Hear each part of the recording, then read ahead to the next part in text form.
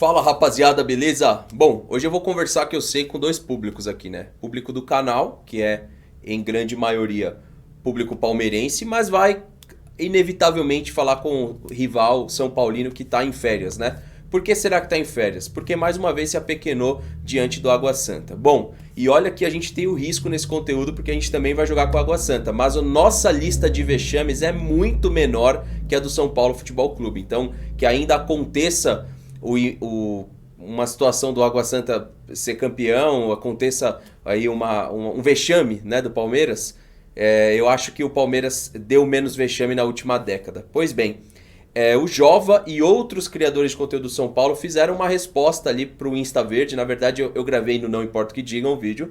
Quem não viu, veja lá a live do Luan. Acho que não vale eu explicar tudo aqui, até porque tá tudo explicado lá. Os caminhos pro São Paulo renovar com o Luan é aquilo, não é nada diferente daquilo. Eu duvido alguém me desmentir. O São Paulo, para renovar com o Luan, vai ter que gastar uma grana.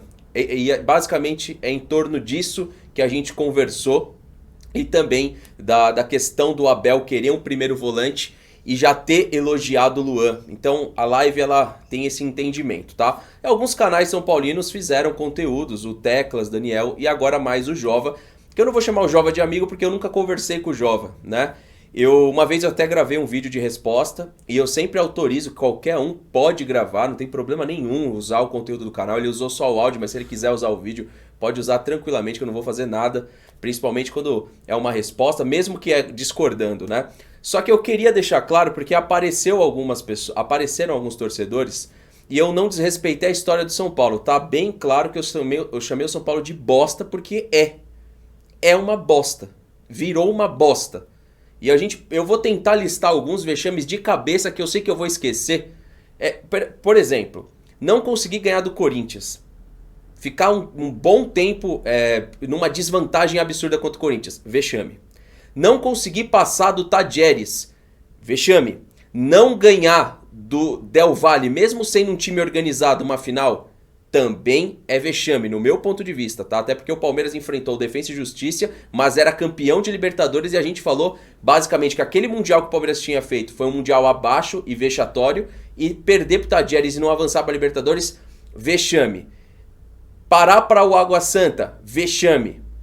Cara, são tantos que com certeza eu esqueci dos demais. É muito, é muito. Então se a gente parar para pensar, quando o São Paulo tirou o Kardec do Palmeiras, ali ainda o São Paulo era mais talvez fresco as conquistas do São Paulo naquela época, naquele período que o Kardec sai do Palmeiras para ir pro São Paulo, que é basicamente o período do começo da Crefisa com o Paulo Nobre, né? Um pouquinho antes, até porque o Henrique vem para substituir o Kardec ainda em 2014, depois daquela campanha vexatória do Palmeiras em 2012, que se dá a queda para a Série B de 13. E aí, se a gente pegar os dois clubes nesse mesmo período, o São Paulo é uma vergonha. Então chamar de bosta é um elogio.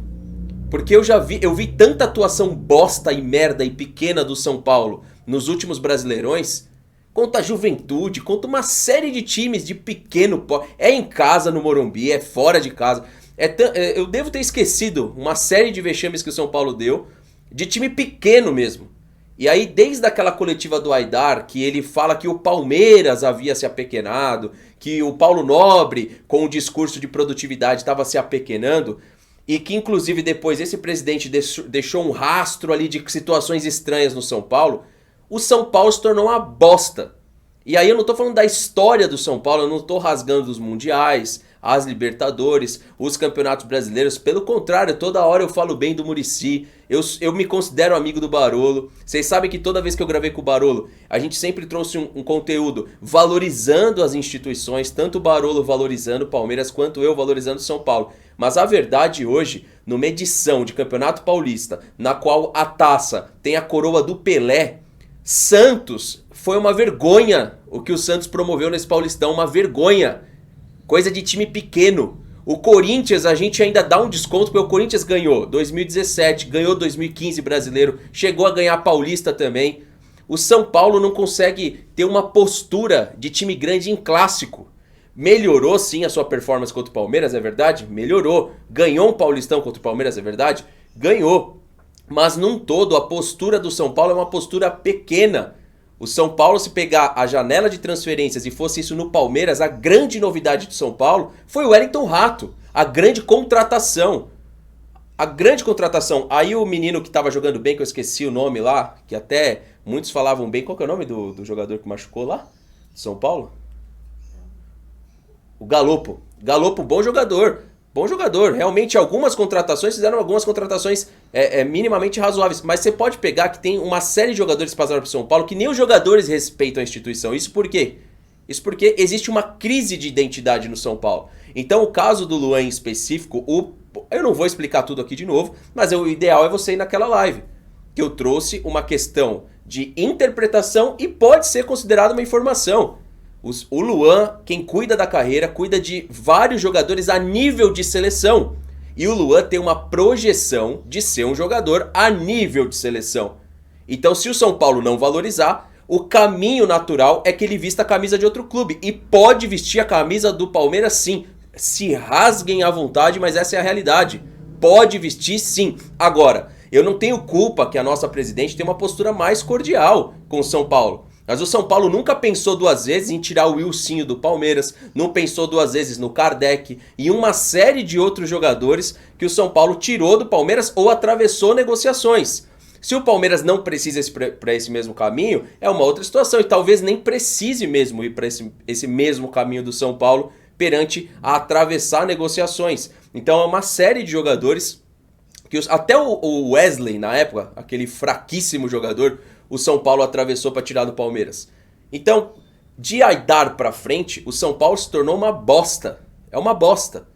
E se não tivesse se tornado uma bosta, o torcedor não teria atacado a camisa dentro de campo, os vídeos do Barolo teriam um outro tom, que dá para ver através do Barolo e através de como reflete o conteúdo do São Paulo. Você pode pegar o próprio Diniz, que está na final do Campeonato Carioca, passou pelo São Paulo, mas o São Paulo é tão instável que o Diniz parecia um treinador péssimo quando pra mim não é. Não sei pra todo mundo, mas pra mim não é. O próprio Osório passou pelo São Paulo que tinha umas ideias legais, mas parecia um treinador de bosta porque tava treinando um time de bosta, velho.